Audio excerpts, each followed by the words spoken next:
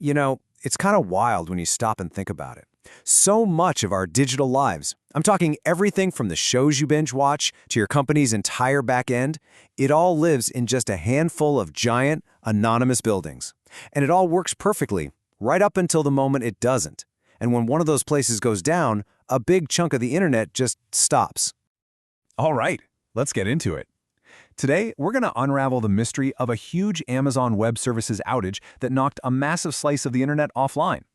And this wasn't some dramatic power failure or a cut cable. Nope, it was something way more subtle, and honestly, a lot more interesting.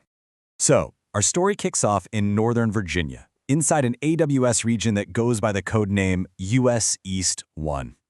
Now, you got to understand, this isn't just any data center. It's one of the oldest, one of the biggest, and one of the most important pieces of internet infrastructure on the entire planet. And on October 19th, it became ground zero for a total meltdown.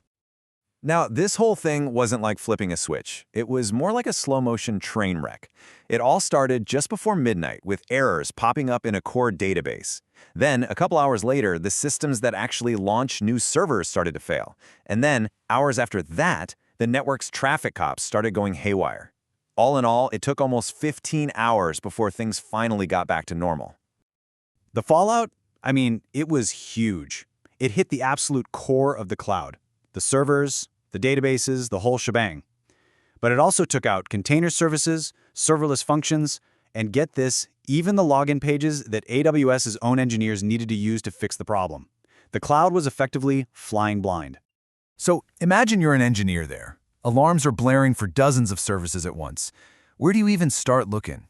Well, they followed the trail of digital breadcrumbs, tracing the chaos all the way back to the beginning, to the very first domino that fell. And what they found wasn't a fried server or a cut cable, nope. The root cause of this massive outage was something completely invisible. All the signs pointed to one critical service, Amazon DynamoDB, which had, for all intents and purposes, just disappeared. To really get why this was such a disaster, you need to know what DynamoDB is. It's not just some app, it's a fundamental building block of AWS itself. Think of it like a super fast, infinitely large digital filing cabinet that tons of other services depend on to work. If that filing cabinet suddenly vanishes, everything that needs it just freezes. And here's the really weird part. DynamoDB itself was totally fine. The servers were humming along, the data was safe. The problem was that its address in the internet's giant phone book, its DNS record, had been completely wiped out. It's like a skyscraper is still standing perfectly, but someone erased its street address from every map on Earth. Nobody could find it. So how in the world does a critical internet address just get deleted? The answer is something called a race condition. It's a crazy 1 in a million software bug where two automated programs, both doing exactly what they're supposed to do, just happen to collide at the worst possible moment with catastrophic results. Okay, let's use an analogy. Imagine two robot librarians are in charge of the internet's address book. The first librarian, the fast one, gets a new plan and correctly updates the address card for DynamoDB. Then, it starts a cleanup job to toss out any really old, expired plans. But here's the catch. There's a second, slow librarian who's holding a very old plan, and it gets stuck in a massive delay. Right then, just as the fast librarian's cleanup starts, the slow one finally wakes up and overwrites the brand new address with its ancient one. The cleanup process sees this ancient entry and, just following its rules, deletes it. And poof, the address card is gone, the entry is empty. So with DynamoDB totally invisible, that first domino had fallen. But the real destruction, the reason everything went down, was the insane chain reaction that the single failure kicked off across the entire system. The first major system to feel the pain was EC2. That's the service that runs basically all the virtual computers in the cloud.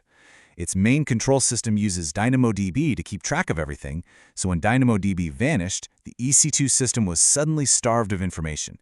It was like it had been cut off from its brain. So then, the engineers fix the address, and DynamoDB pops back online. You'd think that's good news, right? Well, the EC2 system, which had been starved for so long, just panicked. It tried to talk to millions of servers all at the exact same time, creating this massive internal traffic jam. It's a state called congestive collapse. So many systems were screaming for attention at once that nothing could get through. And this is where the whole thing just goes completely off the rails. Because of that network gridlock, new servers were launching but couldn't connect properly. The network load balancers, those traffic cops, saw these new servers and thought they were broken. So, following their programming, they started taking perfectly healthy servers offline to fix the problem, which of course just made the traffic jam and the whole outage a million times worse. And just so we're all on the same page here, EC2 is basically the heart of the cloud. It's the service that provides all the raw computing power, the virtual servers, that run pretty much everything you can think of. That's why when it goes down, the impact is so massive. And those network load balancers, the traffic cops, their entire reason for existing is to send people to healthy servers and avoid broken ones. But in all the chaos, their own logic got twisted, and they started thinking healthy was broken. It was a fatal flaw in the system's reasoning. So, after hours of what I can only imagine was some incredibly stressful digital surgery, the engineers finally got everything untangled and back online. But the truly important work came next, making sure that this perfect storm of failures could never, ever happen again. Think about that. Over 14 hours for some services to fully recover. That's just a brutal reminder of how deeply connected all these systems are. A tiny crack in one corner can bring the whole building down. So what did AWS actually do about it? Well, the fixes were pretty comprehensive. First thing, that automated DNS system that started the whole mess, disabled. Worldwide. Gone. Next, they added new safety checks to prevent that specific race condition bug. The network load balancers got a crucial new feature, basically a brake or velocity control, to stop them from ever removing too much capacity too quickly. And finally, they totally re-engineered the EC2 recovery process to prevent that chaotic traffic jam from happening again. In their official post-mortem, AWS was actually pretty open about how bad this was for their customers. They made it really clear they were going to learn from every single step of this failure to make the cloud stronger in the long run. Ultimately, what an event like this really shows us is that in a world that runs on these incredibly complex layers of automation, a 1 in a million bug can still have a massive, catastrophic impact. And that really leaves us with a tough question to chew on.